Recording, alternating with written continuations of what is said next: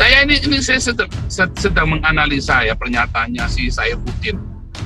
Saifuddin baca Alkitab itu justru di mana saudara? Di Al-Zaitun. Jadi ternyata itu dari dulu si Panji Gumilang ini saudara.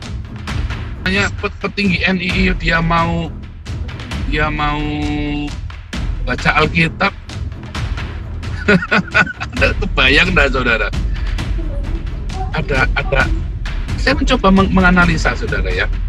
NII ini kan keras sekali. Bagaimana dia mengizinkan untuk baca Alkitab? Gideons itu bisa masuk. Dan ternyata itu dari dulu loh saudara. Dan ternyata Panji Gumilang juga pro Yahudi ya. Dan bahkan dengan kemarin katanya waktu bagaimana cara mengusir demonstran saudara dengan nyanyi lagu Yahudi sama 12 ekor anjing saudara ya. ngusir demonstrannya ini. Nah, bahkan Kiflan Zen kan kadrun itu Kiflan Zen.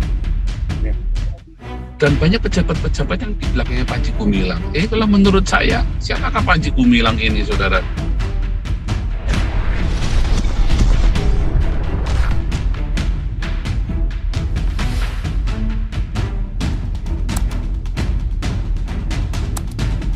Nggak pakai itu. Kasihan, jangan usah lari. Iya, kasihan ya saudara ya. Di Belanda sama di Israel ini beda. Ya, di Israel itu ya sampai Pak Steve itu ngamuk-ngamuk itu pasti Arab. Benar saudara ya. Di Israel itu yang nyetir Eden itu orang-orang Arab ini. Saya coba pelajari selama beberapa hari selama saya di Israel ya. 2 bulan saudara ya. Kenapa ya orang-orang Arab ini nyetirnya kasar-kasar? Arab Palestina. Karena mereka merasa ini bukan negaranya saudara. Ya, jadi mereka pikir bukan negaranya kok, mau dirusak aja sama mereka sama saja, kan goblok saudara. Ya, mereka nggak pikir mereka tinggal di situ, harusnya kan dibangun sama-sama kan. Coba saya dulu pernah bilang ya, Palestina hidup dari pajaknya orang Belanda. Terus orang Palestinanya bikin apa saudara? Uangnya itu buat apa orang Palestina yang di Gaza itu? Buat beli roket saudara. Bukan buat beli makanan, bukan buat membangun negaranya, tapi buat beli roket. Kenapa nggak mau dibangun? Supaya bisa dihancurkan. Karena kalau dihancurkan eman-eman.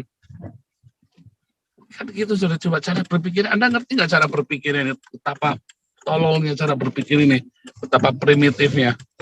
Mereka perangnya tuh akan habis-habisan karena nggak punya banda apa-apa, saudara ya. Ngeri ya, saudara ya. Balik lagi tadi, saudara ya, tentang Hindia Belanda. Nama Indonesia saja yang ngasih orang Jerman, saudara. Jadi apa sih Indonesia ini yang bukan anugerah dari orang kafir Barat Kristen, saudara? Apa sih? Persatuan yang nyatukan Hindia Belanda, saudara ya. Islam itu malah memecah belah, saudara. Sampai hari ini, Islam itu memecah belah Indonesia, loh. Sampai hari ini. Apakah Islam itu bisa mempersatukan Indonesia? Nggak pernah bisa, saudara. Ya, nggak pernah bisa. Apakah Islam mempersatukan bangsa Arab? Enggak, loh, saudara. Perang, loh. Mereka malah tambah hebat, loh, perangnya, loh. Zaman Islam itu, Arab itu nggak bersatu. Orang jangankan Arab, saudara. Lawang para sahabat Rasidun aja nggak bisa rukun. Jangankan sahabat anak mantunya Muhammad aja bunuh-bunuhan. Gundul Mupeng Islam bikin bersatu. Muhammad aja nggak bisa mempersatukan anak-anaknya kok. Anak mantunya nggak bisa bersatu.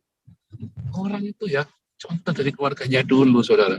Bagaimana mempersatukan keluarganya sendiri aja berantakan. Bahkan Afrika semua, Islam itu ditaklukkan katanya Buya Sakur lagi nih ya. Mana ada Islam disiarkan dengan pedang? Mana ada Islam disiarkan dengan damai? Nggak ada. Itu Mekah itu orang diacungin pedang, makanya pada jadi Islam. Anda mau terima mau enggak, itu kenyataan. Balik lagi ya. Anda mau terima mau enggak, kenyataan, saudara ya. Itu fakta, saudara. Kedua, saudara, yang kedua. Medina diislamkan dengan apa, saudara? Dengan pedang. Mana lagi? Yerusalem, Turki, Ottoman ini ya, Turki ya, yang sekarang jadi Turki, diislamkan dengan pedang. Anda mau terima mau enggak, itulah faktanya. Nah, itulah seorang Buya Sakur. Kalau semua orang Islam berpikirnya kayak Buya Sakur, nggak ada yang mau murtad, saudara ya. Nggak ada yang mau murtad, waras, saudara, otaknya waras.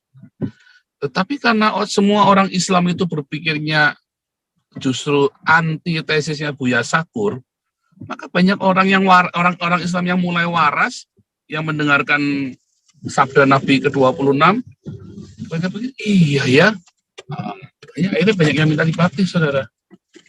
Akhirnya banyak yang minta dibaptis, ya. Nah, banyak yang pindah. Sekarang Panji Gumilang. Tadi Buya Sakur ya, tutup dulu ya, Pak Santi Amar. Nah, ini kasih catatan dulu. Sekarang Panji Gumilang. Panji Gumilang ini sudah, ini dulu dibilang, ya sama Saifuddin kan dulu kan selalu ngomong ini Panji Gumilang ini NII. Ternyata Panji Gumilang itu pendukung Yahudi, saudara. Ya, Panji Gumilang menyanyikan lagu-lagu Yahudi. Sekarang ya saudara ya, Anda pikir ya, saya sedang menganalisa ya pernyataannya si Saifuddin. Saifuddin baca Alkitab itu justru di mana saudara? Di Al-Zaitun. Jadi ternyata itu dari dulu si Panji Gumilang ini, saudara. Panji Gumilang ini dari dulu sudah mengizinkan orang-orang di pesantrennya itu untuk baca Al-Quran. Baca Bible maksudnya ya. Bukan jelas ya, baca Alkitab. Makanya mereka meminta dikirim ribuan Alkitab The Gideons, ya, The Gideon Semarang itu yang waktu yang aktif ya.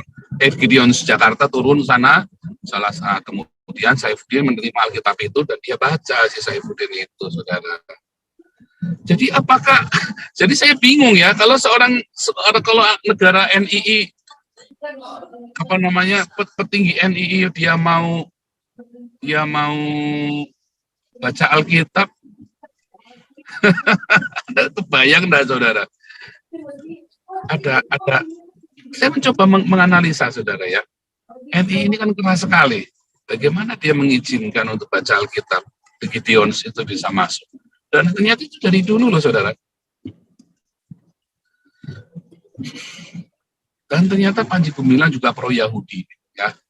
Dan bahkan dengan kemarin katanya waktu bagaimana cara mengusir demonstran, saudara, dengan nyanyi lagu Yahudi sama 12 ekor anjing, saudara ya. ngusir demonstrannya ini. Nah, bahkan Kiflan Zain kan kadrun itu Kiflan Zain. Ya. Dan banyak pejabat-pejabat yang di belakangnya Panji Gumilang. Jadi kalau menurut saya, siapakah Panji Gumilang ini, saudara? Ini bagus sekali ya, kalau kebetulan kan Galaruan kan cukup dekat dengan sana. Kalau bisa masuk ke Zoom kita, lebih bagus lagi itu Panji Gumilang itu. Ya, tadi dulu kan saya tanya ya, cuman dulu Pak Putai kan cuman ngomong doang, nggak diajak-ajak kan. Ya, coba saja kalau Pak Santi Amar bisa ajak undang, bikin podcast. Kondisinya Pak, kondisinya membaik nanti baru kita ajak Pak. Iya, nanti kapan-kapan coba. Ya. Apa sih?